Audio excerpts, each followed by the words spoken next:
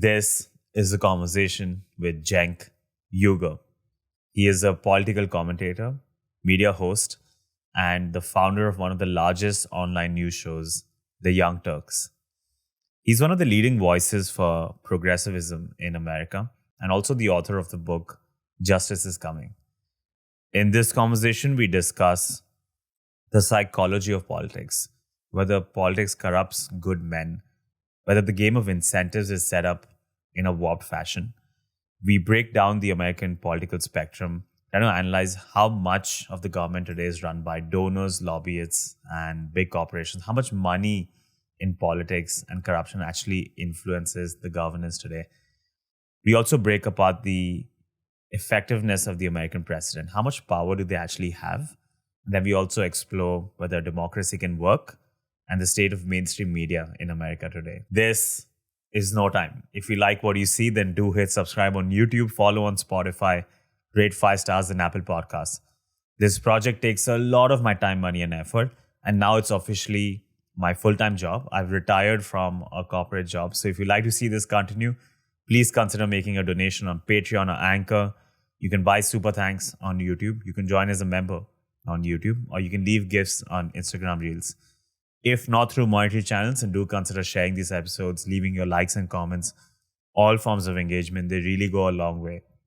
For other forms of love and support, you can follow this channel on Instagram or Twitter, or follow me personally. And now, trust me, it is no time. It is no time. It is no time.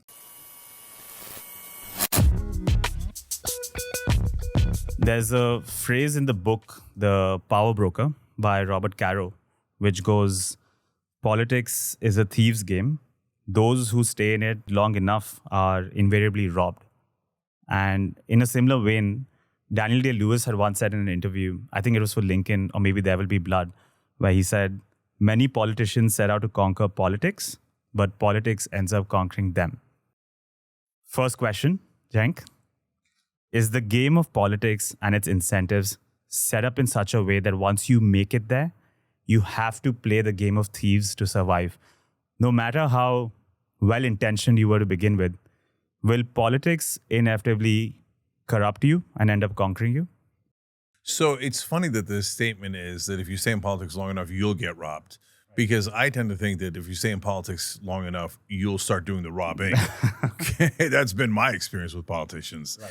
So, but I understand what the thrust of that statement is, which is that that power corrupts. And that's definitely true. And I've seen it happen with my own eyes to good people. So it's very true. But is there hope? Yeah, definitely. So what happens is once a generation, a unique person comes along and that defies the odds and that defies the system. But it is rare enough that it's one person a generation, right? So the general rule is, yeah, they go in and in the beginning they think they're going to do good. Some of them genuinely believe it. Some of them don't believe it at all. They just care about status and power and fame and money and all those things. And of course, politics attracts people who are interested in power. And so now that doesn't mean that they're bad folks. You need power to do good, like FDR did, right? But at the same time, you should be wary. The people who thirst for power don't have a good track record in history. And so, yeah, so there'll be a little bit of robbing and there'll be a little bit of robbed. But at the end of the day, 95% of politicians wind up doing the wrong thing. I'm a fan of Albus Dumbledore from Harry Potter. And he had this quote, "It's a curious thing, Harry, but perhaps those who are best suited to power are those who have never sought it." Is there a conflict or a psychological paradox in politics that those who actively seek power are the ones who don't deserve it? You've obviously run 3 campaigns. I've been counting your protest campaign against Biden. Mm-hmm. Even if you discount those campaigns, you're the leader of a very large company. I'm sure you've thought about this deeply. Is there a conflict that if people actively seek power and authority, whether it's a president, a politician, maybe even a CEO of a large company, then by definition, they're not the ones who deserve it because they actively seek that position? And conversely, those who deserve power on principle will never seek that position. Yeah. Yes and no. So there's a general rule and then there's the exception. So my favorite movie line on that is when Marcus Aurelius offers Maximus the Caesar position in Gladiator, and Maximus is confused, and he's like, no, I don't want it.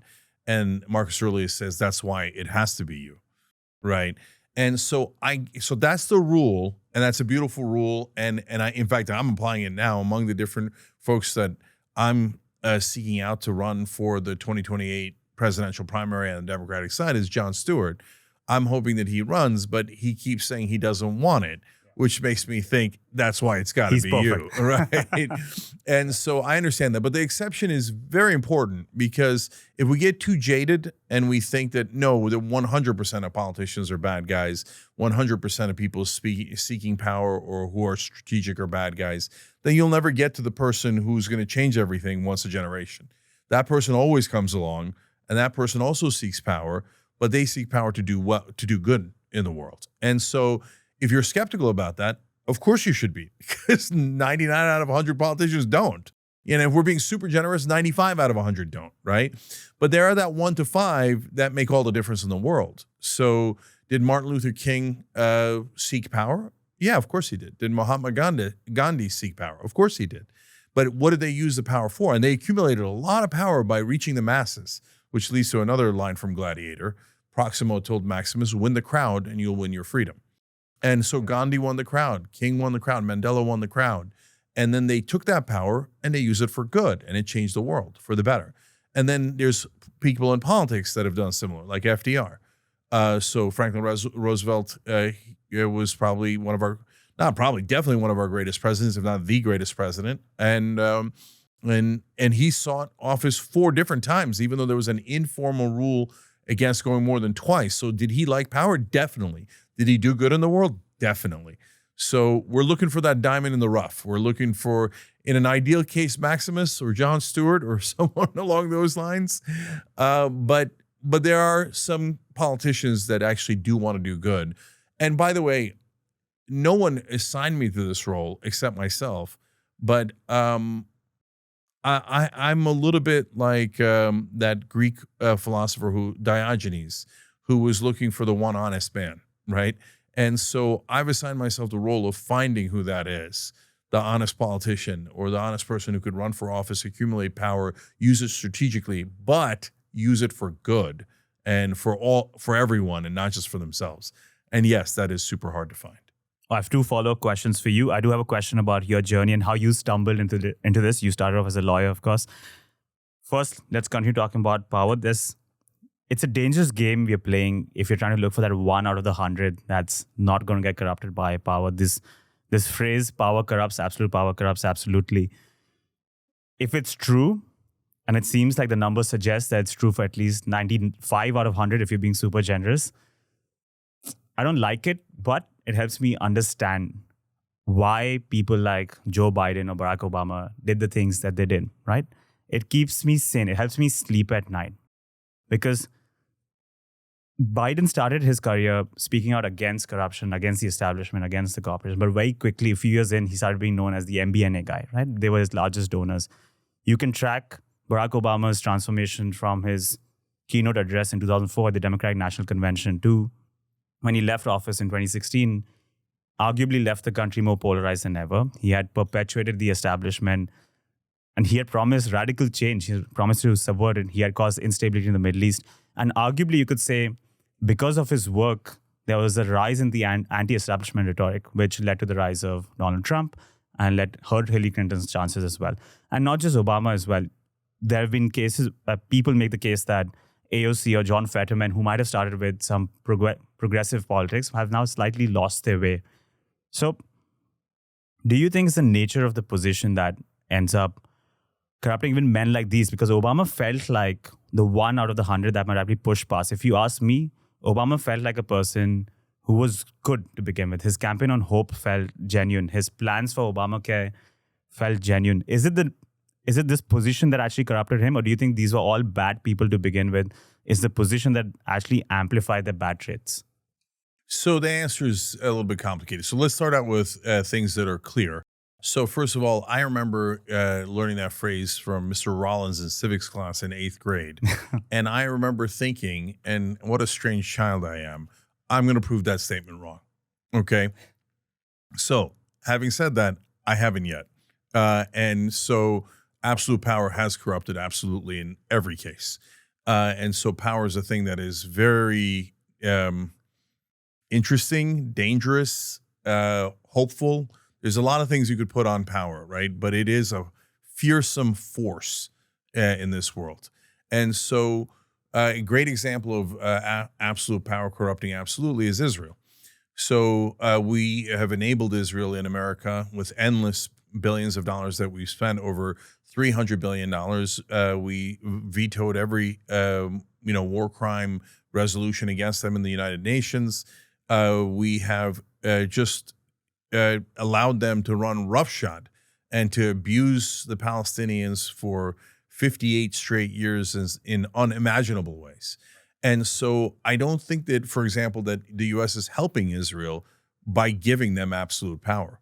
I think that they're hurting Israel because that absolute power has corrupted Israel from the inside. And they started as a country that wanted to be a safe haven for Jews because they had suffered the Holocaust and pogroms and all of these atrocities. And they truly were the victims of the world. But the more power they got, the more they got corrupted because they're humans, not because they're Jewish, not because it's Israel, but because they're humans. And so they got more and more power, and America just gave them a green light on anything they wanted until they got to a point where it corrupted them completely. And now we just covered on the Young Turks the story of how a good Israeli doctor said, yes, but I hope we could at least all agree that we shouldn't starve children to death. And the Knesset members went nuts, and they're like, no, we don't agree. And they accused her of being immoral because she wouldn't agree that we should starve the Palestinian children to death, or that Israel should. Or that if they have, she said, what if they had it was a 4-year-old and he had an amputation and he needs painkiller? We can all agree, can't we, that we should get him painkiller? And they're like, no. And you're immoral for suggesting that. Okay. That's what absolute power looks like. And so we didn't help Israel by doing that in America. We greatly hurt them. So I think the best thing we can do is end all of their funding and try to take away as much power as possible so that it stops corrupting them. Okay. Now to the politicians. So when you talk about people who get corrupted, I mean, you gave a range there. So let me go through them quickly. One is guys like Fetterman. So Fetterman's kind of a difficult situation because he had a stroke, and there's a theory that the stroke actually literally damaged him, et cetera. And when you get damaged, you get more paranoid. You just lean into your worst instincts, right? But I don't know if that's what it is. But Manchin and Sinema are another good example. So let's stick with Sinema because she's pretty much like Fetterman. So Fetterman adds in like deranged support of Israel's massacres and slaughters on top. But I don't know if that's a mental health issue for him or if that he's just a terrible person. But Kyrsten Sinema went in as very progressive, very left-wing. And she came from the movement, couldn't ask for any better in the beginning. And by the end had become the worst corporate Democrat in the country along with Manchin, and would support every donor. And if a donor wanted to kill anything that helped the average American, she did it enthusiastically, right? And so what happens to those folks? Well, her in particular, I think that group of people never meant it. I think that she's been a scammer her whole life. And like Donald Trump, just born a con man. And so that's at least half the politicians. They never meant it in the first place. And so for her, it was an angle, a game that she was playing. And she thought, if I pretend to be left-wing in the beginning, that'll get me into power. And then once you get into power, she realizes, the way to stay in power is to do whatever the donors tell you to do and just become their servant. So she became their servant, and she flipped her positions completely, but that also helped her keep her power. So there's the callous people like that.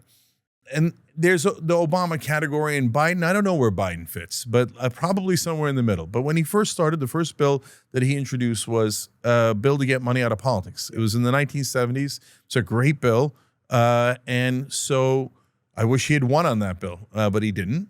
And later, he became known as the senator from MBNA, as you pointed out, and that was a credit card company. And so he was so obviously just working for the credit card company and not his voters that the other senators like gave him that nickname, and the media gave him that nickname. Like, this guy's so obviously corrupt that he's not the senator from the state of Delaware. He's the senator from MBNA, which is, one of his top donors. So, and then of course, the number one donor throughout Joe Biden's career is AIPAC. That's the Israeli lobby. So in mainstream media, if you talk about this, you get canceled, and they say, oh, the idea that politicians would be affected by hundreds of millions of dollars, that's silly, that's conspiratorial. Like, have you lived on this planet? Okay. So anyway, we get to Obama. So the reason why Diogenes had such a hard time, because it's not just that, or at least let's put it this way, Diogenes was just looking for an honest person, right? In our case, it has to be someone smart and strong enough to be able to win power, right? So you need those two things. So for example, Bernie, I love him, but he's not quite strong enough, okay? So smart, strong, but you need honest. Honest is non-negotiable, otherwise the whole point is gone, right? That person will just take it into their own benefit and not anybody else's benefit. So those three are non-negotiable. And then but the last one is where, and I feel bad saying it, but that's my job, is honesty and news and journalism. The last one is bravery, courage, and that's what Obama was missing. Okay, so for example, Martin Luther King had all four. Okay, he was very strategic. People don't realize that. We can come back to that later. But he made deals. He knew how to push politicians, etc. But when push came to shove, and somebody's thrown a bomb through your family's window, and you still come out and do the right thing, that takes enormous courage, enormous. So that was Martin Luther King. For Obama, when the establishment pushed back, and of course they were going to push back, and they were going to threaten, et cetera. And by threaten, I just mean politically, financially, et cetera. Yeah. That's when, if you were strong and brave, you would say, yeah, no, I came here for change. I'd have the placards all over the Oval Office if I was Obama. And anytime a lobbyist said, let's not change anything, I'd point to the placards and say, that's why I got elected. But he didn't do that. He just didn't have enough courage to do it. So I think that he meant it in the beginning, but I'm not sure. But I know that very soon, as he got into office, all that change and hope flew right out the window. The minute he got pushed back, he was like, okay, I'm done. Well, what did you think? It was going to be easy? That they were just going to do what you told them to do? No, you have to fight for it. And Obama, and why do I say he's strong but not brave? That's an important and interesting distinction. Because when Obama ran for election, there was no one better. He was super strong. Not only was he great at the speeches and campaigning and framing and all the things that you need in politics and charming and all that, but he was a killer. Like, so he would go and destroy his political opponent. So the way he destroyed Mitt Romney was a clinic. So that's why he runs for office. I think he's going to do amazing things. He comes in, does one halfway decent thing, Obamacare, then just has this huge majority, doesn't use it, does very, very little, right? And then I think, okay, I guess I misread him. I guess he's weak, right? Then he runs for re-election. He goes back to campaign Obama, and he's super strong, and he chops up Mitt Romney and wins easily.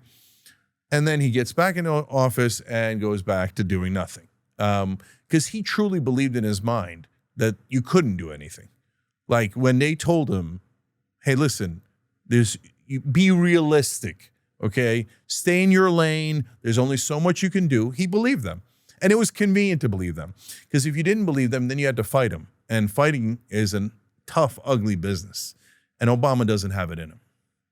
Does that explain the state of politics? It's such a psychic challenge every election year because it feels like you're not actively, you don't want to vote for someone. You have to pick between the lesser of two evils. I remember this being the baseline sentiment every election, where maybe 2008 Obama was the only example where people felt hopeful and they actively want to vote for a candidate. But most of the time it feels like we're just picking between the lesser of two evils. If maybe there's a set of skills that will make you win an election, and that's one circle, and there's a set of skills that will make you a good leader, and that's another circle, it feels like they're mutually exclusive, like you mentioned. So campaigning Obama is this monster, but these skills that you need here don't necessarily overlap with what actually makes you an effective leader. Is that why every election year, the common consensus is there are two terrible choices. We just have to vote for the lesser one. Yeah. No, we get an opportunity every once in a while. We just didn't take it. So the opportunity was Bernie 2016. Okay. Right. So, but on the other hand, Bernie had problems with strength, right? He was smart enough. He was courageous enough, and he was certainly honest enough, and that was his best trait, right? But for what I talk about is there are two different skill sets. One is for running for office, and the other is for governing, right? And running for office, they could coincide, and sometimes they do. Again, FDR, JFK, Jimmy Carter, maybe. Yes and no. But often they don't. So what's the skill you need to win? One thing that helps a lot is if you're charming, right? And so for half the country, the idea of thinking that Donald Trump is charming is vomitous. Like they think that's the least charming person I've ever met. But unfortunately for half the country, 40% of the country, 30% of the country, there's a big number out there that thinks, oh, Trump is fun. Yeah. Trump is incredibly charming. He's funny, he's authentic, etc. And even if you don't believe that, if you can't see that 40% of the country does think that, you're being purposely blind, right? So, but does that help him in governing? No, not at all. It doesn't help him at all. Like in governing, you need to be smart, strategic, careful. Donald Trump's not careful at all, right? And he's not strategic. He's not any of those things. What's the number one thing that Donald Trump has going for him? He loves marketing, which is he loves to go to in front of a camera and go, Trump, Trump, Trump, Trump, Trump, Trump, Trump, right? And so in politics, that's gold. That works a lot.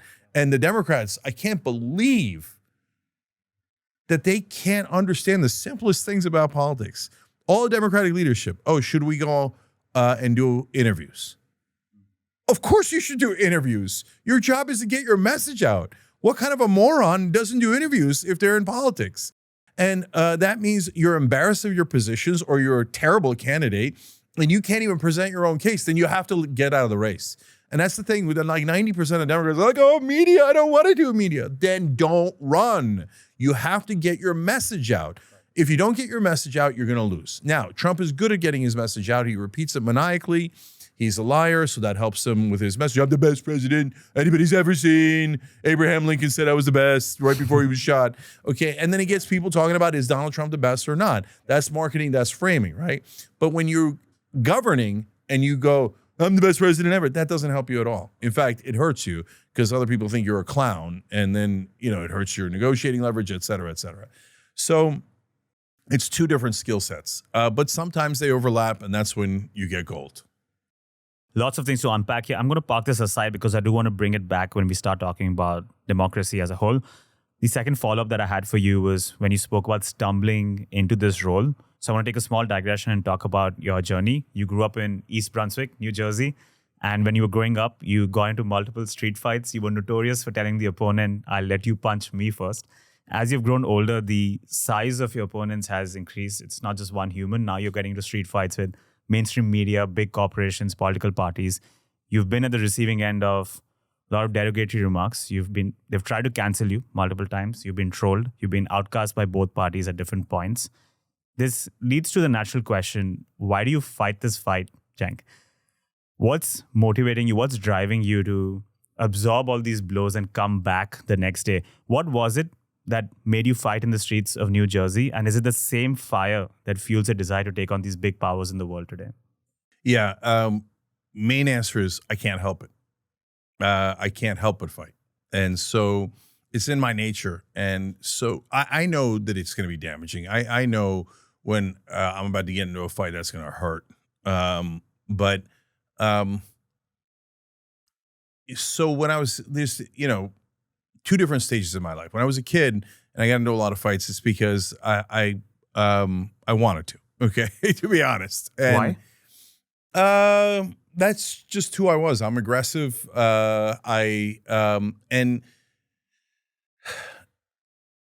I take those traits of mine that could be negative, and I try to find a positive social outlet for it. So, for example, I was getting all those fights, and I played soccer in the beginning because I came from Turkey, And I would tackle everybody on the field because they were better than me, and I'd get frustrated, and then I'd tackle them. And so my coach came up to me when I was 12, and he said, "Hey, I got great news for you." I said, "Oh, really? What is it?" It's like, there's another sport you'll be really good at. And it's called football. Yeah. And you should be a middle linebacker. That's where you get to tackle people, and then people reward you for it. And I was like, oh, you get rewarded for tackling people. I love it. And that's what I did. I went into football. I became a middle linebacker, and I was really good at it. So I took this fire that I had inside, and I turned it into a positive thing. And in the beginning, when I got into fights, I didn't want to fight people and be unfair. I hate that. Like, the thing that drives me the craziest in life is injustice. The two evil twin towers for me are injustice and irrationality. They drive me crazy, and I can't stand it. So what I would do is if somebody was picking on somebody who was smaller than them, I'd just step in the middle and say, I'll be your Huckleberry, right? Let's make it a fair fight and see if you're still interested. And most of the time they were not. That's when they would leave, okay? But sometimes they thought, oh, yeah, of course, I'll take you on, right? And my dad taught me, I don't know why he taught me this, because he was very secular Muslim to begin with, but he said once to me, and he never fought, but he just said it once, and I loved it, and I ran with it. He said, a good Muslim never hits someone first, okay? But if they hit you, you hit them back so hard they never hit you again. All right. Okay. So now, look, that's actually not that great an idea. Yeah. Okay. And he didn't even really mean it, but it got lodged in my head. And so what I would tell folks when I was younger is, go ahead, you take the first punch. Because I thought, as a Muslim, I should never punch first. Okay. And what it does is it unnerves them, because this guy's just going to let me punch him in the face. And yeah, I would. And I won almost every time. And so, okay, now, like I said, I put it to socially acceptable use so I didn't get into trouble and ruin my life. So now when I look at the political landscape, I want to do good. I know a lot of people don't believe that, and a lot of people in power hate that. So the people who believe that I want to do good fight me even harder than the people who don't believe it, right? And so, and I think if that's my nature, I might as well use it for good, and I might as well use it for justice and for what's right. So that fight against injustice and irrationality propels me into endless fights. Because, so here, let's take a recent example. Joe Biden's running for re-election, and all the media is saying that he's young and dynamic. Sharp as a tack. Yeah. and they would say absurd things like, yeah, publicly he looks like he's in bad shape, but behind the scenes, he's amazing. Like, why would a president pretend to be feeble and senile in front of the cameras? But then, I mean, imagine Biden's like, oh, I don't know about, and then he goes behind the scenes like, all right, guys, now let's do the strategy 1 and 2, 3. It's, of course not. What an absurd lie, right? And so when I see an absurd lie like that, I can't help myself. Even if, like, you said, no, Cenk, I'm going to give you $1 million. If you go along, I'll give you 10 million, okay? If you go along with it and say Joe Biden is young and dynamic, I can't get myself to say it, okay? So, and if somebody's saying it, I can't help but challenge them. And then people get super mad. They're like, what do you mean? Are you saying I'm lying to protect Joe Biden? Kind of awkward, but yeah, that is what I'm saying, because that's what you're doing, right? And so it's bipartisan, right? And the people who say, oh, Trump's a genius. Come on, guys. He doesn't even know what the Declaration of Independence is. He'd be lucky to get to 70 IQ points. He takes dementia tests and brags about how he passed them, thinking they're an IQ test. If you think a dementia test is an IQ test, you probably failed the dementia test. Okay, so what test is this should be the first question. So anyways, when you say that, though, then the Trump people get super mad. And nobody likes the, the people in the middle love the truth, right? But people on the extremes, people that are radicals, people that have certain ideologies, and that's a lot of folks, they don't want the truth. They hate the truth. So if you give them the truth, they will hate you more than anybody, okay? So that's part of it. And the second thing is, when I see people doing wrong, I can't help but get in the middle and go, hit me first. So look, going against Israel in America is not easy. And a lot of stories that some I can tell, some I can't tell. And Why do I do it? If it was for business, I would definitely not do it. Okay. But I do it because I can't help it, because they are slaughtering those people. And what they're doing is horribly unjust. So if you don't step up to fight for that, then what'd you get in it for? You got in it for what? Fame, money, status, right?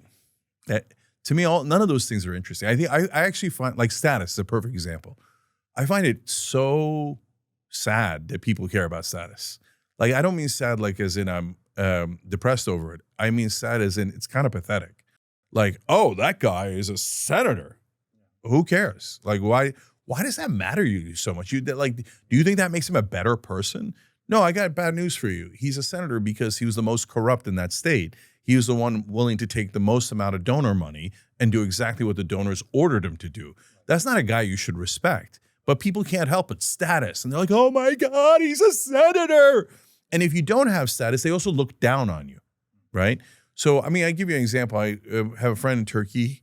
You know, he did well. He set up his own business. He's done well. And when I travel with him, he's got security. He's got nice cars and stuff. And you go into a restaurant, boom, instant respect, right? Everybody, the roads part, et cetera, et cetera. One day, me and my dad, we go out without him. He's like a brother to me, so we hang out all the time. But we're schleps, right? So me and my dad go out without him once. It's a remarkable difference. No respect. Okay. So things like doctor, at least you're doing wonderful things in the world, right? But like doctor, lawyer, there's all these things that give you status, right? But all that is empty. It's totally empty. If you're a great doctor and you saved a lot of lives, that's something. That's beautiful, right? But you're a doctor and you're a plastic surgeon and you make a lot of money, and all right, God bless, that's your business. I'm not, everybody has their role, but it's not like, oh my God, I worship you, you're a doctor. Brother's a plastic surgeon, he puts cement into people's butt. I mean, I don't know. Well, you shouldn't put cement, but they put some weird stuff in there. Yeah. Anyways, I'm not trying to hate on them. I'm just saying status is wrong. It's the wrong thing to focus on. But people do. And since I actively avoid status, that's why, a lot of folks in the establishment, they don't respect that, right? And they view me as an outsider, and they hate outsiders. So that leads to even more fights. Especially if you're trying to change the system. The system is built by the powerful for the powerful, right? So that system's going to push back. So when I say get money out of politics, that system pushes back, right? When I say cut drug prices, that system pushes back. Because anytime you try to help the average guy who doesn't have a lobbyist, you're going to run into the lobbyists, and they have a lot of power. And what drives me crazy, honestly, is not the politicians. We talked about it. If you don't know that about politicians, you're kind of a knucklehead. I mean, you're very, very naive. If you're like, oh my God, I think most politicians are great people, or you're one of those tribalists, you're either a Republican or a Democrat in the context of America, where you think, oh, the Republicans are bad guys, but the Democrats, they're all angels. Nancy Pelosi and Joe Biden and Schumer have our best interests in mind. They don't care about status or power at all. They're just looking out for us. Oh my God, I've got really bad news for you. Okay, like, no. Those politicians that way. But the thing that drives me crazy is the media, because the media is supposed to tell you what's true. Instead, they do the opposite. And they go, no, the money does not affect the politicians. No, they are not corrupt. They are honorable gentlemen and gentle ladies having ideological debates. Oh, look at that. Lindsey Graham won this ideological debate. No, he didn't. The person with the side with more money wins nearly 100% of the time in America. In America, corruption is basically legalized. Bribery is legalized. So whoever has more money wins almost every time. We, on the Young Turks, we predict what's going to happen. When it comes to legislation, we're almost never wrong. Okay, why? Because it's actually really simple. Track the money trail. Yeah, that's it. It's the oldest rule of journalism. Follow the money. But there's almost no reporters in Washington, D.C. that follow the money. In fact, if you tell them the real problem is money in politics, they go, oh, that's ridiculous. Sounds like a conspiracy theory. Are you saying that the politicians will take $1 million and do what the person who gave them $1 million told them to do? Yeah, that's exactly what I'm saying. And that's what like over 90% of people say, because they're not insane. But all of our national media reporters in this country, almost all the cable news anchors, are either enormously dishonest or They're delusional. They've lost touch with reality. Almost all the politicians are crooks. And they treat them like they're gods, like demigods. Oh, the senator is here. Tell us, important senator, what do you think? He doesn't think anything. He thinks, who gave me this check? I will work for that person. Do you know they literally let the lobbyists write the legislation? And then sometimes they'll forget to take the lobbyists and their company's name off of the bill, and they'll submit it in with the lobbyist's name on it. And then the mainstream media is like, no, I don't see corruption anywhere. I don't think money's a problem at all. I think all these politicians are having honest debates. Okay, I mean, then you are the last person in the country who should be a journalist, not the first. That is not what journalists do. They're supposed to challenge power. When's the last time journalists in this country actually challenged power? No, in fact, they're often used as the attack dogs of the powerful to attack outsiders and to defeat challenges to the system. I do want to explore money in politics with you, but before we go there, let's take one step back. Firstly, just to close the loop on your journey, as someone who runs a media company, I think your approach is so out there, so I think it is commendable. I'm sure every week you might be facing this decision of going with the establishment, picking money, success, more numbers, more viewers, and actually fighting for what you think is right. And clearly you've picked for what is right, so that's definitely a rarity. I'm happy you do it. Let's take one step back from talking about money in politics and just define the players and the system. It would be helpful to set the context so that everyone can follow. Can you paint a picture for me for the American political spectrum? Most people believe there are just two segments, the left and the right, but you've made the case in your book, Justice is Coming as well, that there are factions between these segments as well. So what are the different groups that exist on the political spectrum? So I think that both the left and the right have three different groups. So one is the establishment. That's the largest group. That's the standard politicians we're all used to: Sinema, Manchin, Biden, et cetera, Mitch McConnell. Then there's the economic populists, and so that's a really interesting group. And I think that is the correct group. That's the group I'm in. And so we talk more about that. And then there are the culture warriors on both sides that mainly do identity politics. So if you're unfamiliar with identity politics in America, it usually starts with the Republicans, actually. They usually try to find some identity that the American people don't like, and then they press on that wound. So they started with the Southern strategy, and so, the Democrats were for civil rights. We're against civil rights. So if you want to discriminate against black people, vote for Republicans. And if you're a Republican and you're catching feelings over that, sorry, but that's a fact. In fact, 2 RNC chairs have apologized for the Southern strategy, which lasted about 40, 50 years, right? So the Republican Party made a decision to be racist, literally. So that was after the Democratic Party, that used to be more racist, passed the Civil Rights Bill because of Lyndon Baines Johnson, LBJ. And so then the parties flipped, right? So now, then the Republicans went to, okay, hating black people stopped working electorally, which is good news. So then they moved to hating gay people. And they did all these ballot initiatives against gay marriage back in 2004 when George Bush was running for re-election. Okay, and then that ran its course, and then people didn't want to hate gay people anymore, so they went after trans people.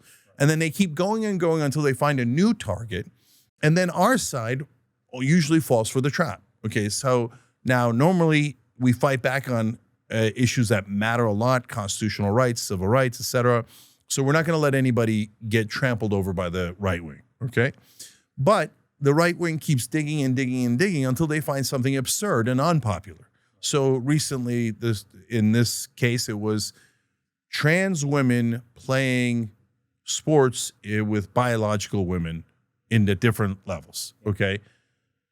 That's not the first thing they tried. First, they just tried hating trans people overall and taking away their rights. That didn't work.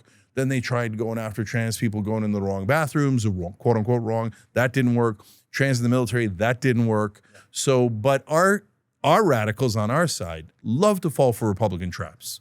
So they're like, oh, you'd like to fight on the issue of sports, where only 18% of Americans are on our side and 79% are on your side. Great, I will happily fall into your trap. Okay, and I would say to them, hey guys, if you think you're protecting the trans community, you're not. You're being counterproductive. You're spending so much time and marketing and optics and all of these things on our least popular position. And what's going to happen is there's going to be a backlash, and you're actually going to walk transgender rights backwards. And that's exactly what happened, right? But for radicals, you can't talk sense into them. Because what defines a radical? Not where you are in the political spectrum, right? You could be far left, far right, but not necessarily be a radical. And these days, some of the former Democratic moderates have become radicals. So radical is a mindset. So number one, you have to have purity. For the right wing, it's usually racial or religious purity, but also ideological purity. And in first Trump administration, no one was allowed to disagree with Trump. You must be pure, right? Now on the left, we have the same exact thing, purity.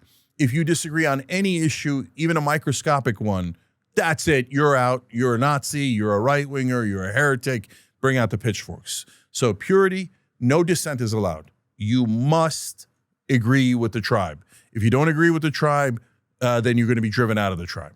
And that's why they lost the popular vote, because they drove so many people out of our tribe that we didn't have enough votes to win the election, right? And then lastly, you must hate the other side. And so I don't play that game. And so since I said, no, that doesn't make sense. That's not good for transgender people. That's not good for Democrats, the left wing. It's not good for the country. None of it is good. And they said, heretic, fascist, Trump supporter, right? And they grabbed the pitchforks. And that's another thing I knew was going to happen. And did that hurt us? Yeah, it hurt us.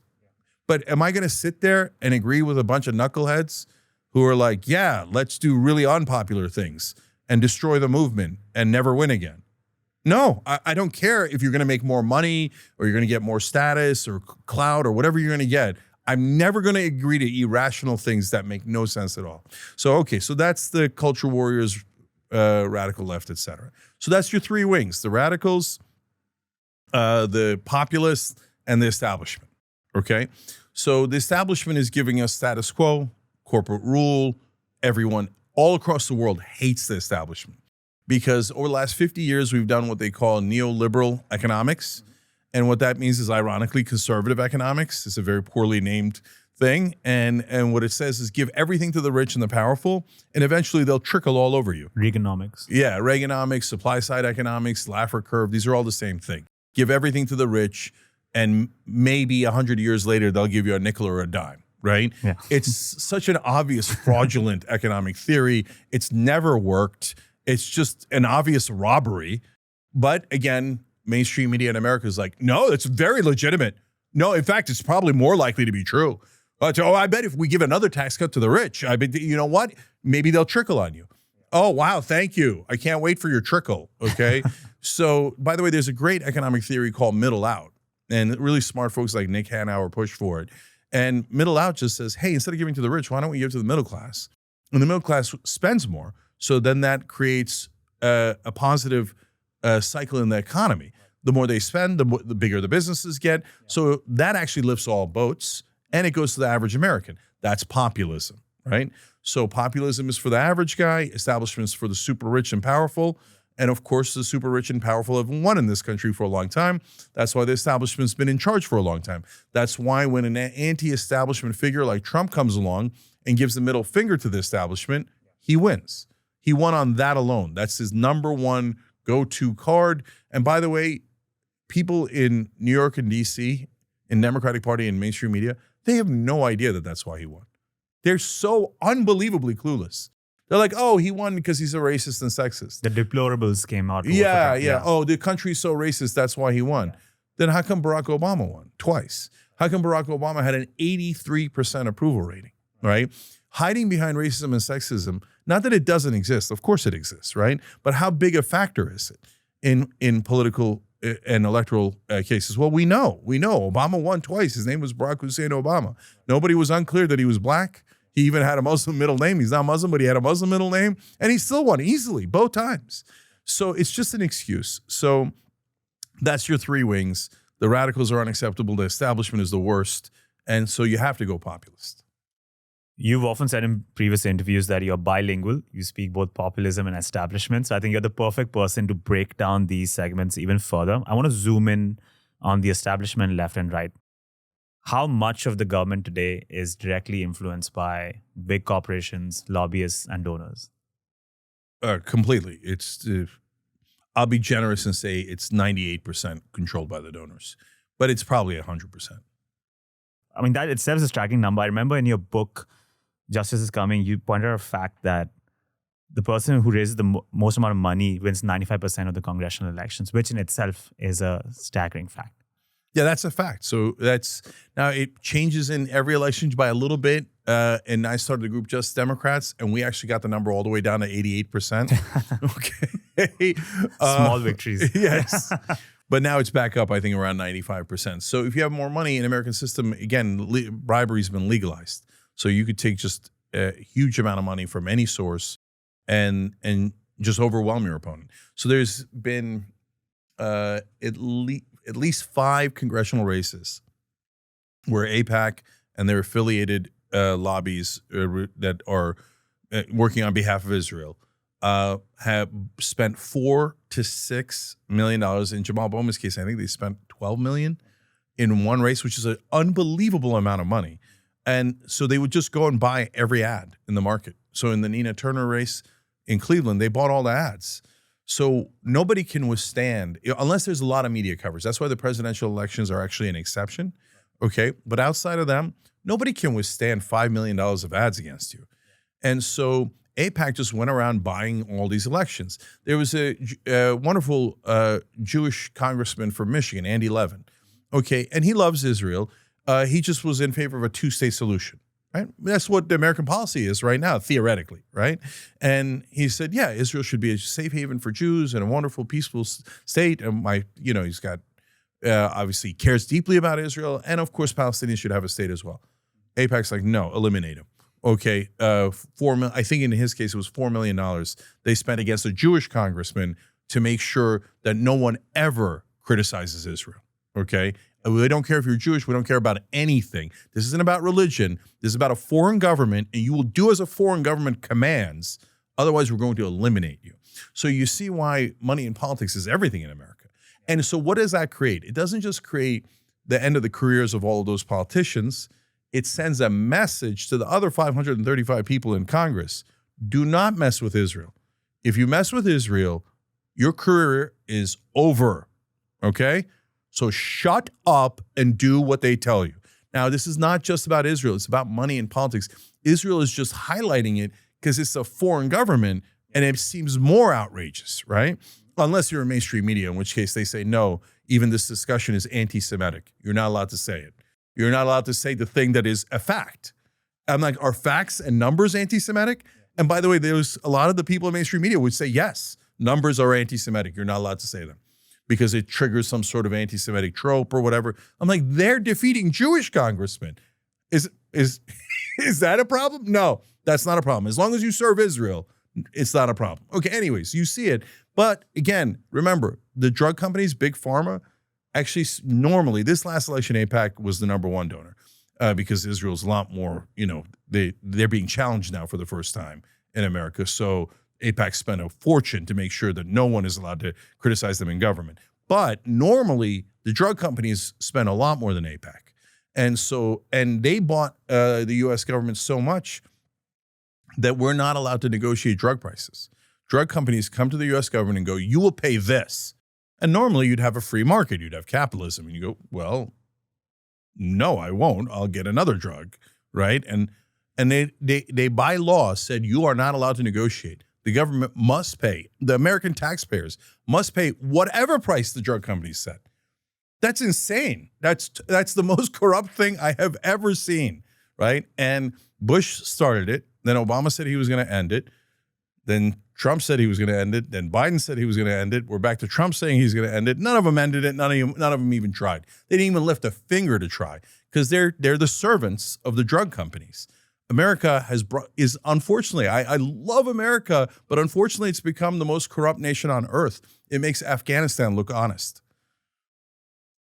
I want to explore the links between money in politics and with capitalism. In The Wealth of Nations, Adam Smith had warned against the rise of monopolies and the rise of corporations. And it feels to me, when I look at capitalist economies, it feels like it's an inevitability. It's a consequence. Corporatism will rise out of capitalism. It creates these vacuums for these big corporations, monopolies to emerge. It feels like Adam Smith's warning wasn't a prediction. It was more of a spoiler. Would you agree? Do you think capitalism inevitably leads to corporatism, or there is a way to decouple the two? And if there is, how do we do it? So again, the answer is both. So yes, capitalism does inevitably lead to corporatism, but no, it doesn't have to be that way. We can actually pass laws that prevent it. So we just have chosen not to. And by the way, so I explain this in my book, Justice is Coming, the founding fathers warned us about corporations. They actually did the revolution, not just against the British Empire, but against the British East India Company. Yeah. And so the Boston Tea Party, where they throw the tea into the harbor, which is like how the Revolutionary War began, was a revolution against that company. They were bringing tea in, and they threw their tea into the harbor. And the founding fathers wrote, beware of corporations. At most, they are a necessary evil. You should be very, very careful, right? And we weren't careful. So we started out careful. They needed permission to exist. They're not real. They're what's called a legal fiction. In the law, you create this entity that doesn't exist in the real physical world, right? And you say, okay, this is a company or this is a nonprofit. They're both called corporations. Yuval Harari calls it imagined reality. Yeah. Yeah. Yeah. And so we're going to create this imagined reality, and it's going to, and some of them are going to have an enormous amount of money, right?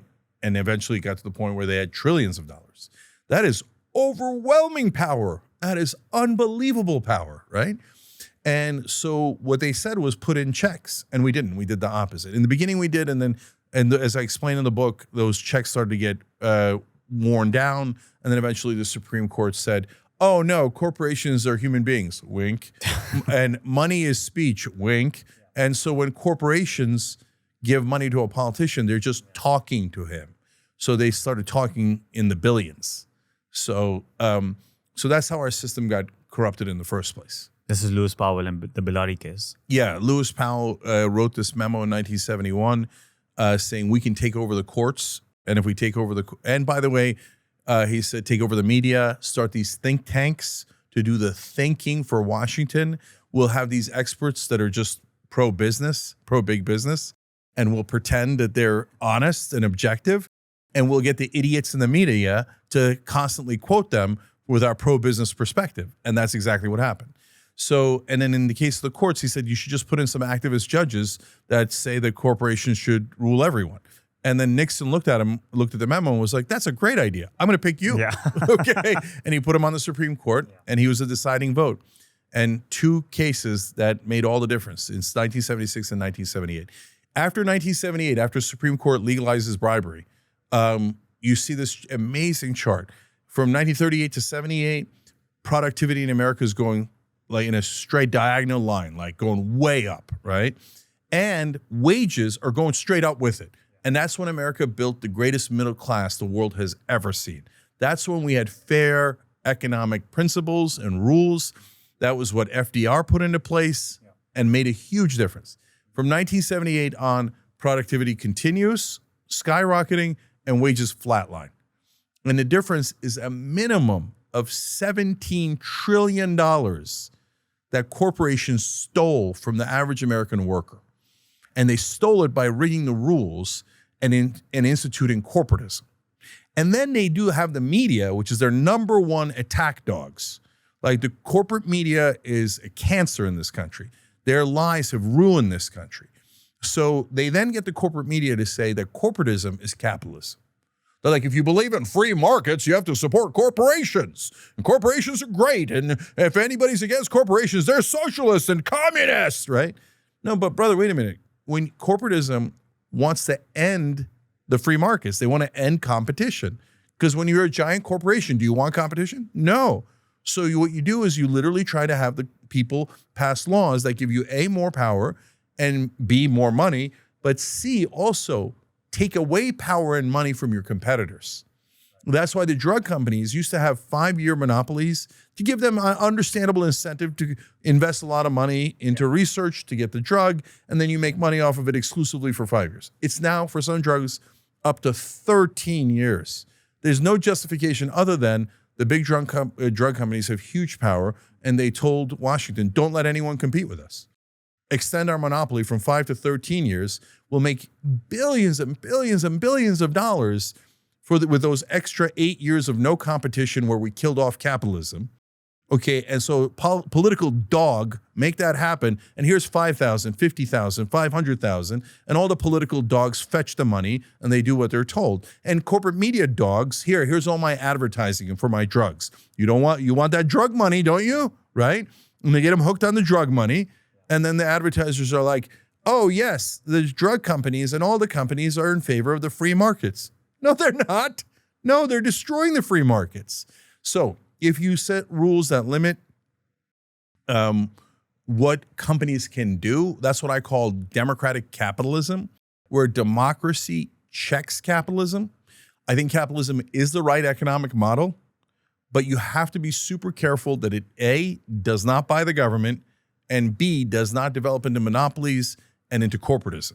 Because if it develops into corporatism, it will kill capitalism. Is that realistic? Can that happen? Or Of course they can. And in fact, Northern Europe has done a pretty good job at it. You can get better than Northern Europe, but they're in pretty good shape. They set rules, like, for example, in America, we have only one rule: maximize profit. That's a disastrous rule. That's like, you know how people are worried that AI is going to take over the world? Well, if you write the wrong code, then AI is going to just go run wild and hurt us and get to dominance. We already did that. They're called corporations. And the one code that we wrote for them is maximize profit. So they destroy everything in their path to maximize profit. Now, in Northern Europe, they put a second line of code in. You have to care about the community. And if you violate the rights of your workers, your local community, et cetera, then there are consequences. And by the way, they can take away your corporate license. Here in America, I don't know if we've taken a corporate license in decades, right? We should be taking a lot more corporate licenses away. But we don't do any of that because corporations rule us all. The invisible hand of capitalism doesn't necessarily have to go to corporatism. Another follow-up question, when you said 98% of the government is run by big corporations, lobbyists, I couldn't help but wonder, how effective is the American president? How much power do they actually have? I remember when I was reading Barack Obama's autobiography, The Promised Land, two things jumped out at me. One, I was surprised and frankly annoyed at how often he blamed one man for all his problems, Mitch McConnell. At times, I want to scream at the book, you're the president of the United States of America. People say this is one of the most powerful positions in the world. Where did we go wrong? Where one man, old Mitch McConnell, is the reason where you couldn't deliver anything of substance, anything that you promised. The second insight that I got from the book was, I think Obama mentioned the best a president can do, they can't really cause drastic change. All they can try to do is steer a ship by a couple of degrees. And that small deviation over time might compound and you might make some of a difference. No, totally, utterly wrong. Like ridiculously wrong. And that's his justification for only moving a couple of degrees, because he wanted to be comfortable. So the presidency is super powerful. And I'm going to tell you its most important weapon in a second, okay? And I'm going to prove it beyond a shadow of a doubt. But first, Mitch McConnell. So if Obama is crying about how Mitch McConnell stopped him, well, that's kind of pathetic, because you're saying, I couldn't beat him. He's better at politics than I am. He's smarter than I am. He's stronger than I am. And I just wasn't smart enough to beat him. I just wasn't good enough to beat him. And he was the president. And he was the president. And Mitch McConnell had a lower role. I mean, he had a very important role, but not as important as a president. That is a really, really sad admission of defeat, right? If I wrote that down, I'd want to vomit afterwards, because you're writing, I sucked at my job. The other guy was way better, so that's why I couldn't figure out how to do anything. Oh, that's the worst confession I've ever heard, right? So, but the reality is, certainly at some point, Obama was partners with Mitch McConnell. In America, they play good cop, bad cop. So where the Democrats are the good cop, and they're like, oh my God, American voters, we want to help you so much. And then the Republicans come in and go, no, we're going to cut all your money and we're going to give it to the rich. And then the good cop eventually goes, there was nothing I could do. Mitch McConnell is so strong. So I had to give everything to Mitch McConnell. Oh, well, okay, I guess the rich and powerful get everything. So Obama sent Biden to negotiate with Mitch McConnell on the Bush tax cuts. Bush had these giant tax cuts, even bigger than the Trump tax cuts. But he couldn't make them permanent because it cost too much money and it was too unpopular, right? So while no one was looking, Obama sent Biden to negotiate with Mitch McConnell, and they came up with a deal where they made him permanent, something even Bush couldn't do. And then the press was like, what? Obama's great, Bush sucks. Like, hey, are you guys not going to cover that they just made them permanent? So when Bush was trying to make them permanent, the press was like, oh, I don't know about that. I'm not sure, right? And then when Obama makes them permanent, they're like, brilliant job, great compromise. Way to be bipartisan. Love it, right? Because Obama's even more establishment. So it's a trick. It's a trick. He didn't disagree with Mitch McConnell. Like if Obama was here, he'd be outraged. He'd be like, what do you mean? I just lost to him because I'm an idiot. I don't know how to win, right? Brother, really? You don't know how to win? Okay, then I'll tell him, okay? And now it's too late, sad day, but I hope the next guy does it, okay? So the most powerful weapon that the president has is this right here, the microphone. It's not the pen, it's not bills, it's not anything. If you use the microphone, literally everyone in the world will quote you. And you could use it as often as you like. And you could be as aggressive as you like. So how do I know that that's going to work? It already has worked. His name is Donald Trump. So Donald Trump doesn't use it for good. He uses it just for himself. But whenever he wants anything, he grabs the mic and he goes, I don't like Representative Wilson. He said something mean about me. Eliminate him. Okay? And all of his voters rush out and vote against him in a primary and eliminate him. Why? Because Trump used the mic and asked people to do that.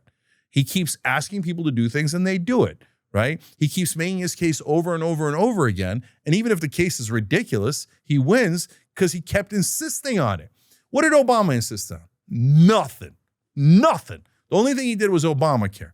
And Obamacare used to be called Romneycare because it was a Republican plan. Yeah. It was written by the Heritage Foundation, which is a right-wing think tank that Lewis Powell suggested that they set up. Yeah. And Heritage Foundation is also the thing that did Project 2025 that Democrats now despise. That's where Obamacare came from. Yes, our system was so broken and terrible that Obamacare was a slight improvement. But it's a corporate bill that says you must buy from the health insurance companies. You are not allowed to have public insurance. There was no public option. There was no nothing in that bill. So it took away some of the extremes that existed in the market. And then afterwards, Obama did nothing for 7 years, just sat on his ass. Oh, I moved the ship by 1 degree. Oh, I appointed some judges. Oh, I did a tiny environmental regulation.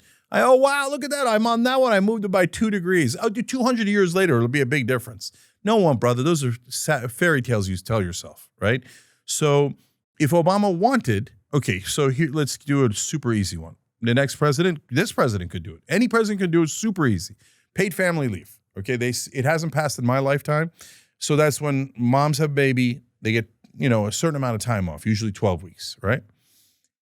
Every developed nation on earth has paid family leave. Have given Israel $300 billion. They have paid family leave, but we don't, okay? And almost every nation on earth, developed or otherwise, has paid family leave. Because everyone in the world said, yeah, if you have a baby, you need some time off with the baby. That's obvious, right? Here in America, we're brutal and barbaric, and we say, no time off. You get right back on the assembly line or go back into the coal mine. We don't care that you had a baby yesterday. Okay, use up all your sick days, use up all your vacation, okay? And then if you want to stay longer, some states have passed laws saying, if you don't get paid, you're allowed to stay out a little longer. But some states don't even have that. So if you don't report back to work, you're going to get fired. Okay, so all the losers in Washington and liars pretend that they can't pass paid family leave. Do you know what its polls at? 84%. 84% of Americans want it. 74% of Republicans want it. Over 90% of Democrats want it. Over 80% of independents want it. Everybody wants it, right? I go on a right-wing show. They poll their audience. 75% of the right-wing audience wants paid family leave. Why? They want American moms. They want more kids, right? So everybody's in favor of paid family leave. Obama's like, I couldn't pass it because I'm Mitch McConnell. Biden, I couldn't pass it. Mitch McConnell. Come on, guys. Okay, so here's how you pass paid family leave. Hey, we're voting on paid family leave, and I dare you to vote against it because we're going to make you famous, okay? And if you think that the 16% is your path to victory, go for it.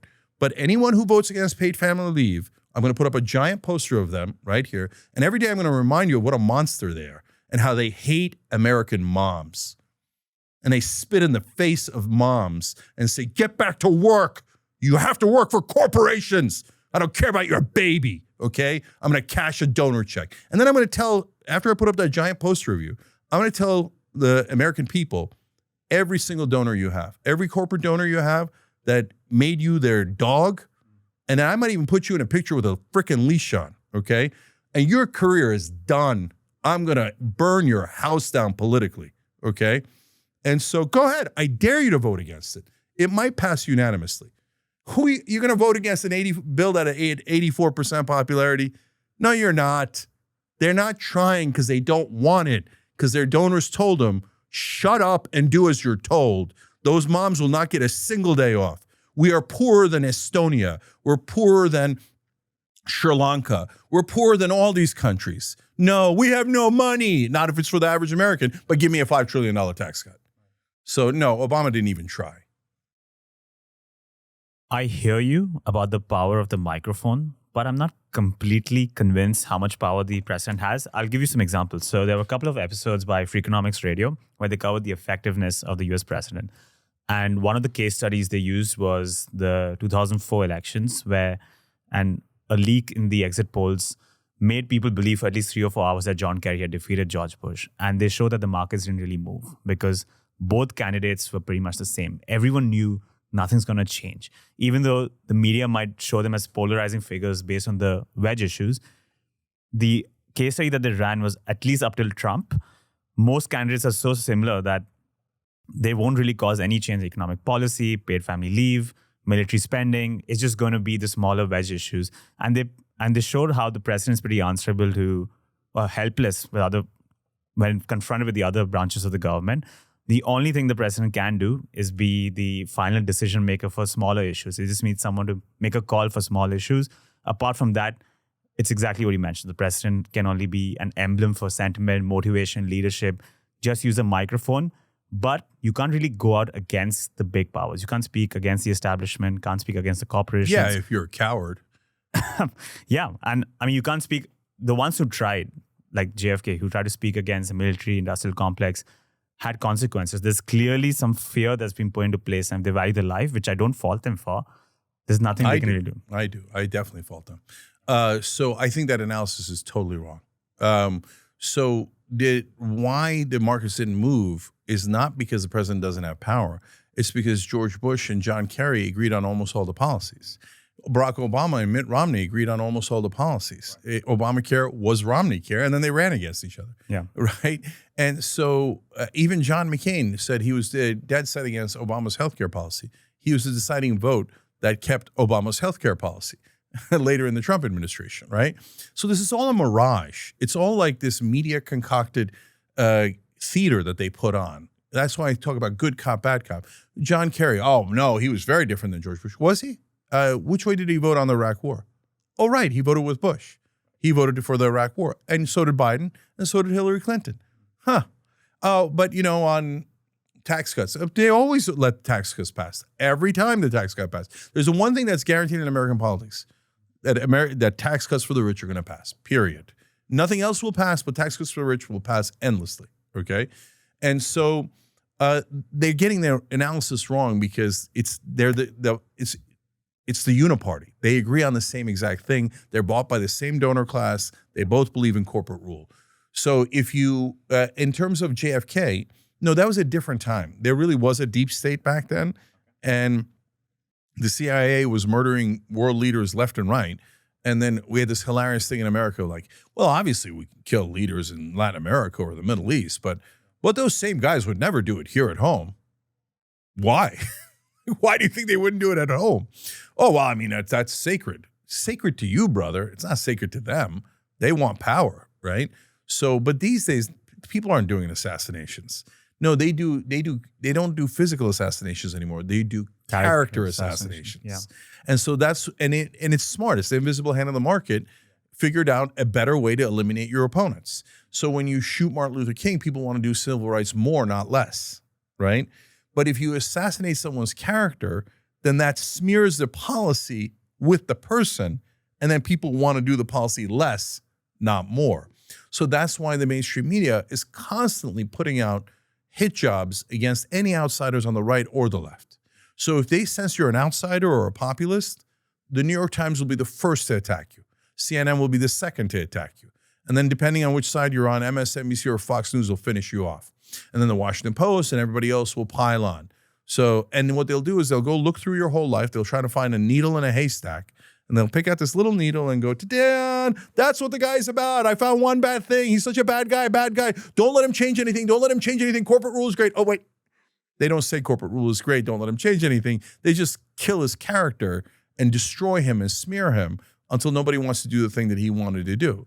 So that's why the mainstream media is the biggest weapon of corporate rule. I guess this leads me into the question about the ideal form of governance. This conversation is convincing me that democracy cannot work. When I look at democracies across the world, you can take the UK, India, maybe Canada, Australia, definitely America.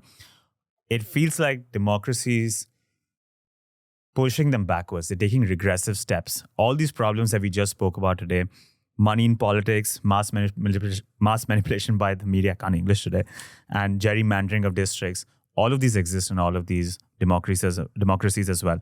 In the UK in particular, they were convinced that the European Union is a bad thing.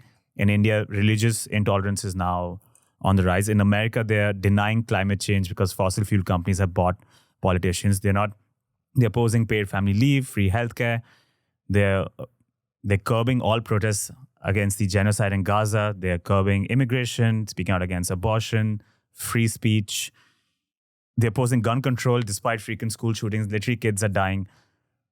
All of these feel like regressive steps that are being caused by democracy. Do you think democracy can work, or is it time to start looking for a variant of it or a newer form of governance?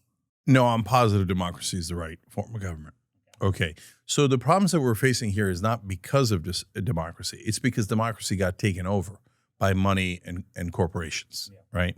And so if you let corporations take over your government and then you complain about the government, you're playing into their hands, right? They don't want democracy. They want to be able to own all the politicians and get them to do whatever they want.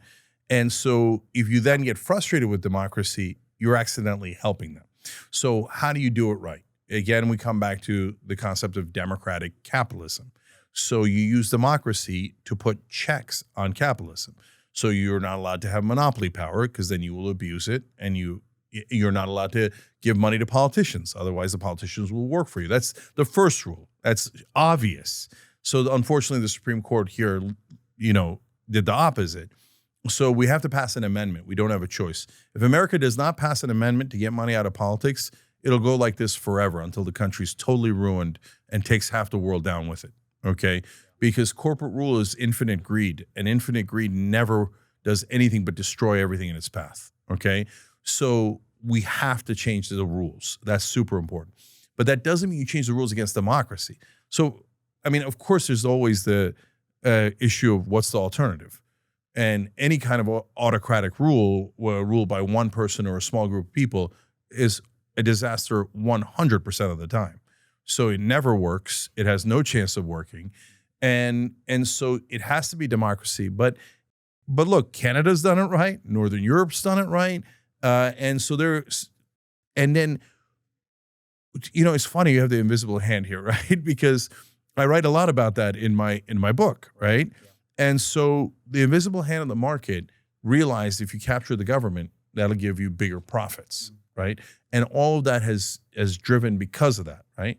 So, but if you're cognizant of the fact that the invisible hand of the market exists, and you know that if you set up a democracy, moneyed interests, powerful people are going to want to purchase the politicians, then you set a rule saying they cannot do that. And you have to be almost religious about that rule, because the minute you let it slip, tsunami of money will come in and buy all the politicians, right? You cannot let money get into politics.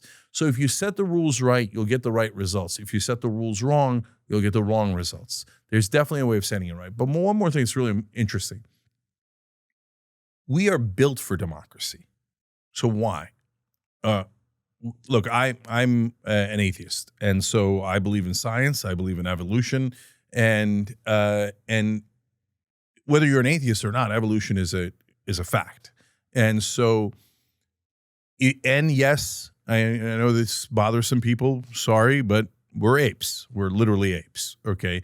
And our two closest cousins are chimpanzees and bonobos. And you say, oh, that's ridiculous. No, they literally have 99% of our DNA, okay? They have eyes like us, ears like us, et cetera, right? And so then when you study chimpanzees and bonobos, you know how they pick their alpha males or their alpha females, because the bonobos are more matriarchy rather than a patriarchy. We're, by the way, right in between the bonobos and the chimpanzees. So one is female dominated, the other is male dominated. We're kind of in the middle. And the way they pick their leaders, even the chimpanzees that are male dominated and much more violent, they pick it through democracy. Isn't that amazing? They also have 2-week vacations that couples go on in the away from the tribe in chimpanzees. Okay, so what chimpanzees do for their leader is they don't pick the guy who fights the best, which is how most animals pick their alphas. Yeah. So no, the alpha goes and picks lice off of other people, goes and brings them food and gives it to them, does favors, takes care of the young, etc. And then the community agrees that he is the leader. Okay. And then it's literally in our genetics. It's in our DNA. So if one person dominates everyone else, it makes everyone else uncomfortable. And we want what? We want freedom and we want fairness. Why do we want freedom and fairness? Because it's inside of us. If you try to block freedom or fairness, humans will always rebel, because that's the kind of animal we are. We cannot stand being imprisoned, right? And having our sovereignty taken away, having control taken away from us. And we can't stand injustice, because that's how our tribe, our communities bond. We have fair exchanges, right? So democracy is built into our genes. Any other system will not work. This is where I struggle with democracy. I feel maybe this is getting to the philosophy of democracy. I just feel like it's fundamentally at odds with an optimal game theoretic strategy for human civilization. And in 1981, the Princeton philosopher Peter Singer had written a book, The Expanding Circle, in which he had argued for a system of ethics that starts by caring for yourself, but it should start expanding outwards. He called it moral expansion. Your circle of ethics starts by caring for yourself, then you start caring for your family, then for your tribe, then for your nation, and then beyond that for entire humanity, and then maybe animals as well. And I feel democracy puts this ceiling at the middle stage. It says everything you do should be done for national interests and national security. America is a good example of how national interests can be abused. That's the reason they cited for bombing Iraq to shreds. It's the reason they imposed sanctions on Iran and Cuba, why they destabilized governments in South America. You brought it up. This is what Richard Nixon told Henry Kissinger to make the Chilean economy scream to prevent the rise of Salvador Allende, because he's a threat to our national security, right? It's the reason they give for all of these actions. And I feel that's as long as you follow democracy, you will set that ceiling for your system of ethics, but it has to expand beyond that to an international variant, maybe. Totally disagree. Okay. So I quoted that same book in my book, right? And I talked about the expanding circle of liberty, and I said that being a progressive means that you believe in a bigger circle, right? And empathy is a defining trait of progressives and people on the left. Why I disagree. So first of all, again, we're conflating two different things. So why did Nixon do that? Why did the American government attack Iraq, et cetera? It had nothing to do with protecting national interests. That was the stated reason, but in reality, it was for economic reasons and corporate reasons. So for example, we called the Latin American countries that we attacked and deposed their leaders and assassinated, we call them banana republics. Why do we call them banana republics? Because one time we did that to a country because they wouldn't sell the Dole Fruit Company bananas at the right price. Okay, so Dole ordered the U.S. government to invade a country or to get rid of their leader for frickin' bananas. Yeah. Right? So that has nothing to do with national security. That has nothing to do with democracy. That is, again, corporate interests capturing the government and leading it in the wrong direction. So in terms of expanding this circle, democracy allows you to expand it to the biggest number of people within a country, right? Because if you have one king, it's only for one person. If you have lords, it's only for the lords, right? But if you have democracy, you expand the circle by definition. If you say, well, okay, I hear you, but then how about other countries? Well, first of all, one day, and my right-wing friends, I hope you're sitting, we could have a world government I know they hate that idea because they want smaller circles, right? But we could have a world government, and then you've expanded it to the point where we're considering everybody, right? But even if you don't have a world government, those governments interact, et cetera. And over time, the invisible hand is also going to lead us to the right answer. We're going to try a lot of different things, and a lot of things are going to go wrong. Right now, America's on a very wrong direction. Turkey's in the wrong direction, Russia, Israel, et cetera, very wrong directions. But there's countries that are in great directions. Look, South Korea has a bunch of issues, but economically, they're doing amazing. So if you look at all the things that work, the Norwegian prisons, the Finnish education system, systems that do so much better than the average or go to number one in the whole world. If we study them all, you will find the answers for what works. And then if you do that over time, what you do is, one, you get better and better, your governments, your democracies. And secondly, you start slowly expanding the circle. Hey, that's interesting. The people of Finland figured out how to do education better than the rest of the world. Okay, then let's learn from them. Oh, I learned from the Finnish. Well, then I like the Finnish. I have more empathy towards the Finnish, right? Oh, it turns out Muslims discovered algebra. Oh, it was al-jabra, right? Oh, okay, well, that makes me relate to them a little bit, okay? And maybe I shouldn't hate Muslims. And, you expand that by billions of interactions. In the beginning, what happened?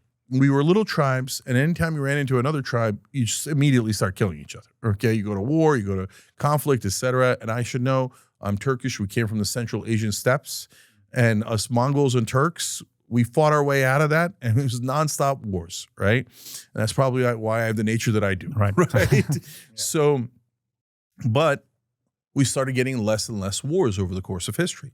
So right now, Gaza breaks our heart, and Ukraine breaks our heart, and so many other conflicts across the world, Syria, et cetera, right? But it's a lot less war than it used to be. Not even a little. It's way less than it used to be. And why is that? Because we're doing a lot more trade now. So now when our economies are intertwined, as Donald Trump just learned the hard way when he tried those tariffs, when our economies are bound together, it makes it harder to go to war.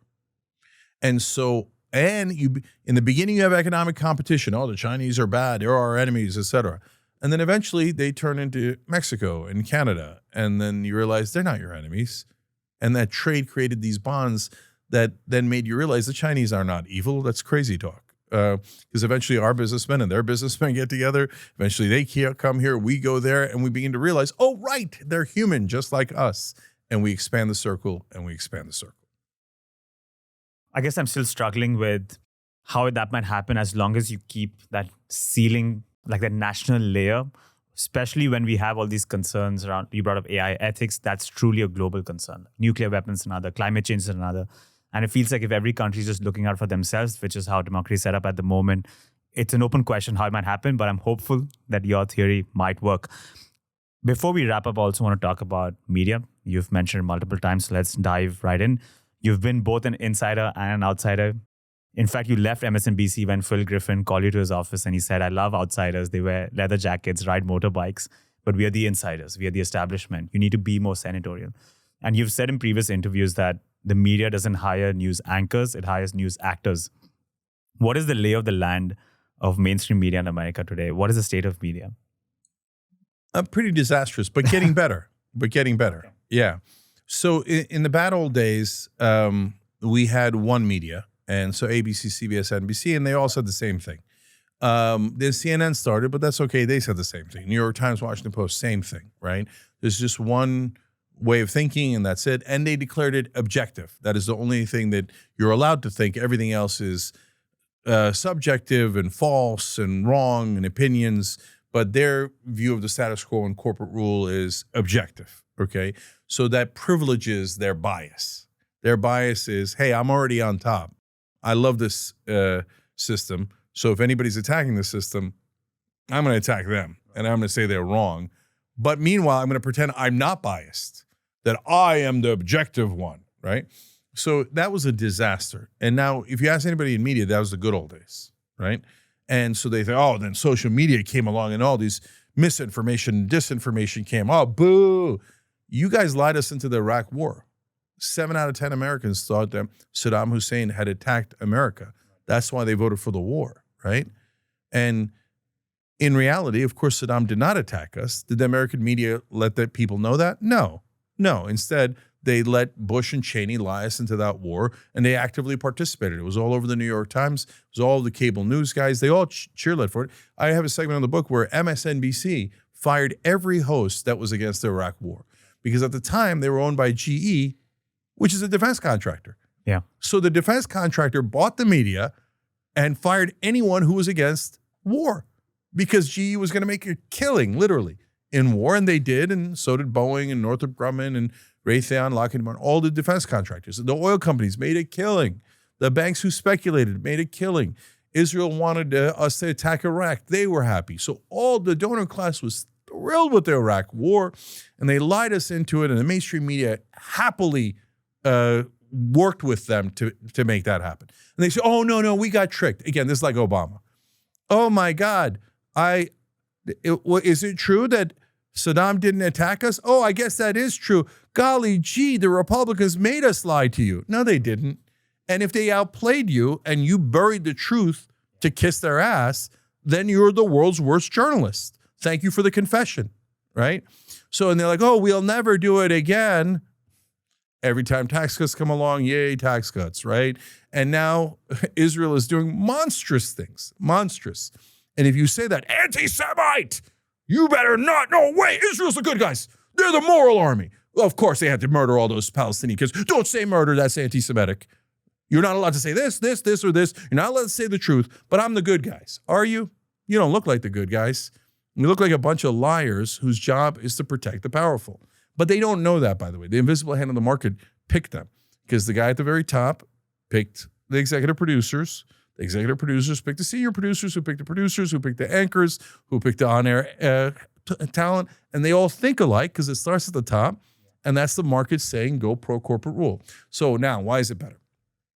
Then social media, digital media came along. Young Turks came along, and we changed everything.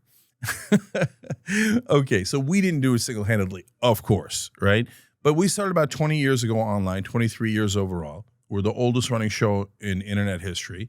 We're the first YouTube partner, so I'm the original YouTuber. Okay, and why did I do that? I bring that up because I had a sense that we were going to democratize media. The minute online video came out, I wrote an email to my friends now 27 years ago saying online video is going to be television. And at the time, online video barely existed. And the reason I said that was because logically, if you democratize media, the grassroots will pick better content. The gatekeepers are terrible at keeping content. And in the beginning, those will be small enough that they could actually challenge power because they don't have much to lose, right? And they didn't start out rich and powerful. So we did democratize media. And when you do, you have a lot of bad things that come also. Yes, there is misinformation and disinformation. Yes, there is propaganda, right? But there's also propaganda on mainstream news. In fact, mainstream news is all propaganda, right? So then shows started to disagree. Well, I think this and I think that. And then now recently what's happened is awesome. And I'm one of the few people who sees it. My own side yells at me for saying it. But no, the right-wing media is now splintered like crazy. Before they were a cult, Fox News would give you the talking points like an assembly line, and they would all repeat what Fox News said. And all the Fox News hosts would say the same exact thing. They were all robots set wound up by Rupert Murdoch, right? They're like, tax cuts for the rich are great. Wars are great. Wars are the best. Your son should die in a war so I can get rich. Did I say that out loud? Wait, malfunction. So that was back then. That was the bad old world.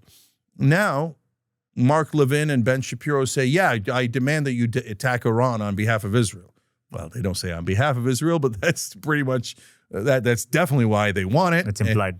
Yeah, it's implied, and it's heavily implied, right? But it doesn't matter. Either way, they say the U.S. should attack Iran, and they're right-wing shows. And then Tucker Carlson says, no, we shouldn't, and he's a right-wing show. And then Joe Rogan says we shouldn't, and he's an independent show. He's not even right-wing. He supported Trump, but before he supported Bernie, right? So when Trump then violates the Constitution on some of the immigration cases, Rogan comes out and says, no, I don't like it. Then Charlie Kirk comes out and says he doesn't like it. Okay, so now they're disagreeing all over the place. That's beautiful on two grounds. Number one, and by the way, on the left, it's not like people are shy about disagreeing with us. So we're the largest on the left, but man, people on the left disagree with us left and right, right? nonstop. And that's not such a bad thing. I think people get ugly about it, but that's life, right? And so you have all this diversity of opinion now, and that's good in and of itself, but it adds a second layer to it, which I think is even better. It forces the viewer to use their own judgment. Now, if I like Ben Shapiro and Tucker Carlson, I'm a right winger, right? And Ben Shapiro says attack Iran and Tucker says don't attack Iran. Now I got to sit there and use my own mind because it's no longer an assembly line, right? And so once folks start using their own mind, beautiful. Now we're in the ballgame because then you could introduce ideas to them. Before they didn't want to hear ideas. The right wing didn't want to hear a single idea in the first Trump term that didn't come from Donald Trump. And there was no dissent, no nothing. By the way, now some of us on the left have gotten to a point where no dissent is allowed, right? And you're not allowed to disagree. You're not allowed to give Trump credit. You're not allowed to give Tucker Carlson credit. So wait a minute, Tucker Carlson wants to not attack Iran. We on the left, we do not want to attack Iran. That's an alliance. They're like, no. I'd rather attack Iran than agree with Tucker Carlson. Tucker Carlson is impure. It's going to make me impure. And I, as a radical, have to be pure. Okay? All right, take your stupid purity somewhere else. We got to stop this war. Otherwise, hundreds of thousands of people are going to die. It's actually super arrogant, super selfish, and egotistical to say that I will not work with people who will harm my purity if I work with them, right? I don't know, then just become like a religious fundamentalist and leave us alone, right? Just like that, I can't stand radicals. Whether they're religious or political, I think they do nothing but damage. But, and by the way, in other ways, Tucker's a radical, right? Or he certainly used to be. I mean, he says outrageous things all the time. I disagree with 90% of what he says. So anyways, my point is that now folks are using their own mind. And overall, whether it's on the left or the right, that's going to blossom into better and better things. You've been promising a revolution for a few years. Your book is called Justice is Coming. Your opening line at your speech at the Cambridge Union was, the revolution is about to come. Status check. When is the revolution going to begin? Has it already begun? When is it going to happen? Yeah. So it's definitely going to happen. We have been delayed. It's true. And so if I'm right, we'll have been delayed by 12 years. Although, like, I didn't think we were going to necessarily win in 2016. I thought we had a real shot at winning in 2016. And I'll explain what I mean by we in a second. But in 2020, I thought we were going to win. I really did. And we didn't. And narrowly, we lost narrowly, right? But in 2013, I said that Bernie Sanders could beat Hillary Clinton when he was polling at 1%. And people thought, that's nuts. That's the craziest thing I've ever heard. Okay, so why did I say that? Because we are connected to the audience. We've been connected to the audience for the last 20 years. So it's like an umbilical cord to the actual American voter. So we get hundreds of thousands of comments every single day. We have 28 million subscribers. So on all these social media outlets, we're constantly getting feedback. The cable guys never get any feedback. And in fact, if somebody gave them feedback, they'd be like, oh, what would they know? Oh, I am a fancy cable news anchor. They're just a human, right? So they don't even, like, reading comments. They'd never read comments, right? They wouldn't deign to take you seriously if you're not an expert or have status, right? So meanwhile, we're just absorbing information from the public. And I see this giant progressive wave coming. And nobody else in Washington sees it because they're not looking, right? But we're looking all the time. So even though Bernie was polling at almost nothing, I said, I bet he catches that wave. And he did catch that wave. And he went from like 1% to about 48% and nearly won, right? So now the wave that I see is populism. And so the populism has already arrived.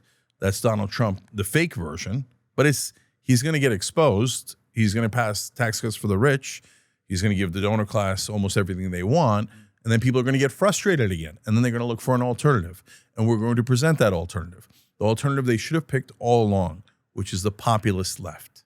Out of the 6 branches, 3 on each side, the correct answer is populist left.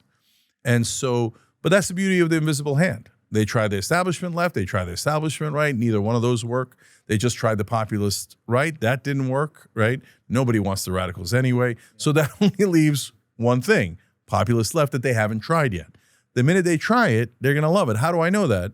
because I cheated. I read history. I already know the answer. So when FDR did it, they loved it. When we had the progressive era, we passed tons of constitutional amendments, including women getting the right to vote. Progressives expanded the circle. And when you expand the circle, people generally love it. Some don't. They want the circles tight, and you fight over that, and it's not easy, but you get to the right place. So in 2020, the establishment did an amazing job of gelling and getting together and defeating Bernie at the last second on South Carolina and Super Tuesday. Bernie had won the first 3 states. He was this close to winning. So, and Bernie is not, as we talked about earlier, I love Bernie, but he's not overly strong, right? He hates fighting his opponents. Right. So he doesn't like to criticize Hillary Clinton. He doesn't like to criticize Joe Biden. He doesn't like to criticize any Democrat by name, right? You can't win that way. You have to run against your opponent. You have to say, look, sorry guys, but I'm better than him. You got to vote for me. It isn't about me. It's about my policies. It's about what I'm going to do for you. And that guy is not as good. He is not going to do the policies you like. If you leave that part out, I mean, that's political malpractice. That's, oh, sure, you could vote for him. There's nothing wrong with him. Why would you say that? It's giving him a giant gift. By the way, did they say that about Bernie? No. They tarred and feathered him. They said every terrible thing in the world about Bernie. Yeah. At one point, it got so comical. He's Jewish. They said he was anti-Semitic. Like, there's no end to it, right? Yeah. So they did every dirty trick against Bernie, and Bernie wouldn't do a single thing against them. So even in that scenario, we almost won. You give me somebody strong, smart, honest, and brave. And I know that's a tall order. It's tough to find that. But that's my job, is to go find that person, okay? And when that person has a real shot in a primary, that's when we win. And so now mainstream, look, here's another reason why I'm super hopeful. Yeah, I was a little early on when I thought online media would have enough power to beat mainstream media, because mainstream media is our top opponent. They're the ones who lie to you and tell you that the establishment is great. Yeah. And if you're a Democrat, oh, you have to vote for the establishment. No. The progressives and the populists, they'll lose. They'll definitely lose. They'll lose to Trump. If you want Trump to win, you do vote for Bernie. But they're going to lose. They're going to lose. Our guys, we're going to win. And well, you idiots and liars, what happened? You said Hillary Clinton was guaranteed to win, and she lost. Have you all apologized? Have you all said, oh, I'm so sorry for being so dumb. I didn't know anything about politics. I didn't even realize there was an anti-establishment feeling in the country. That was in 2016. They still haven't figured it out in 2025, right? They don't know anything. So, but they're great at propaganda. But now their power is greatly diminished. Cable news is in a world of trouble. MSNBC doesn't have anywhere near the power that it had. So in a Democratic primary, I guarantee you what MSNBC will do is whoever's the populist candidate, the one that's most like Bernie, they'll say, he's terrible, he can't win, he's terrible. And they'll pick some corporate stooge like Pete Buttigieg, and they'll say, he's amazing, he speaks 6 languages, he wants to learn Norwegian to learn a book, right? And then they'll tell everybody how freaking great he is because they're doing propaganda. But this time, they won't have enough strength. The mainstream media is now despised. The establishment is despised. And now for the Democratic voters, which are so important because they've got to make the right decision on primary. If they don't make the right decision on a primary, then we can't win. So that Democratic primary is the most important thing in the world. So I love that the Democratic voters realized, oh, if I move the curtain back, I'll see that the Wizard of Oz is an idiot. And it turns out the Wizard of Oz is a senile old man who has dementia. And all of the media and all the politicians were lying to you and pretending that he was young and he was the best candidate and he was amazing and anyone who questioned him was terrible and an ageist and discriminatory and all that stuff. Now they've been exposed. So they're in a lot of trouble. If we all together, and I start a rebellion pack again to run a populist candidate on the Democratic side and a bunch of populist candidates, rebellionpack.com, by the way. And so if enough of them win their elections in 26, that builds up the credibility to say our side are the winners. And you flip that mainstream media frame on its head. Now you know that the losers are Hillary, Kamala, Biden, the establishment, et cetera. And the winners are the ones that just won the elections in 26. So that's the idea.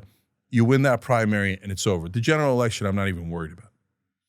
All eyes on the primary. Drop me an email when the revolution begins. I've been infected by your optimism. I'm hopeful as well. Hopefully things change. Let's start wrapping up. Before we move into the closing questions, I would love it if you can interpret what masterpieces I've built with the Lego. What do you think this looks like? I don't know why you're laughing. These are masterpieces. Okay. Interesting. So, so you're reaching for the skies. You're still open at your core, but you're trying to reach as high as you can. Okay. And you realize that the world is complicated. And you're willing to put different pieces together to come up with the right answer. So it shows imagination, and despite what sounds like your pessimism in some of the questions, there's giant openings in the middle of both of these, right? You put openness at the very center of both of the things that you built. So my interpretation is you're very open. I hope even 1% of that is true, but who needs a psychic when we've got you, Cenk, to interpret through Lego? Last 3 questions. What are some books, movies, role models that have strongly inspired you in your life? Yeah. So on the book front, it's kind of an oddball one, but you'll get it because of the conversation we had about chimpanzees and bonobos. Sapiens. Right. Okay. Yeah, I love Sapiens. I think everybody on planet Earth should read Sapiens, and so that's best book by far. I'll tell you in the fiction department, I love Salman Rushdie. So a lot of his works are amazing. Midnight Children is one of my favorite books. Yeah, Midnight's Children is among the fiction books, my number one favorite.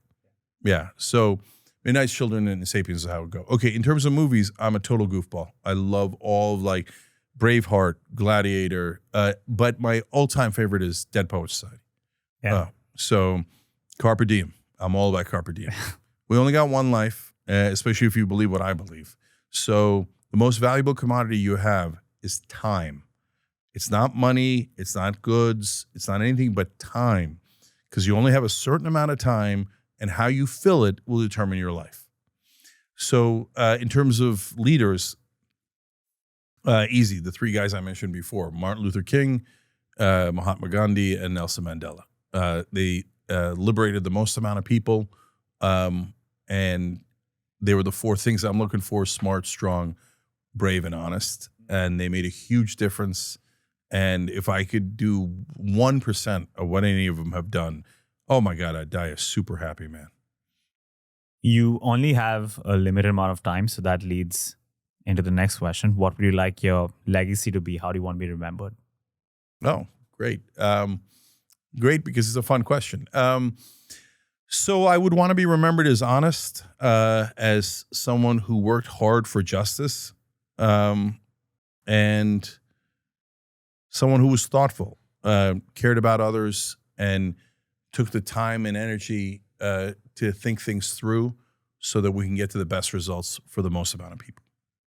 Well, you come from a family of warriors. Your mother was named after an ancestor who fought in the Ottoman Empire against the Romans. Your father is a modern-day warrior as well. He started off in a house with no electricity, started off farming near the southeastern border of Turkey, near the Syrian border, and built a successful life in America. And I think you're continuing the war in your own way as well. So I must tip my hat to you for doing it. We need more people like you, and I'm excited to see what comes next. Final question. This is going to be the most fun question. You've said in previous interviews that all you seek in life is balance, equilibrium.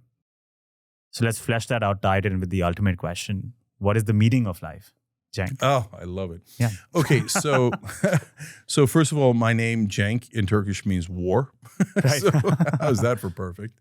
And I was born on March 21st, which is the beginning of spring and the vernal equinox. And in the vernal equinox, everything is in balance. And so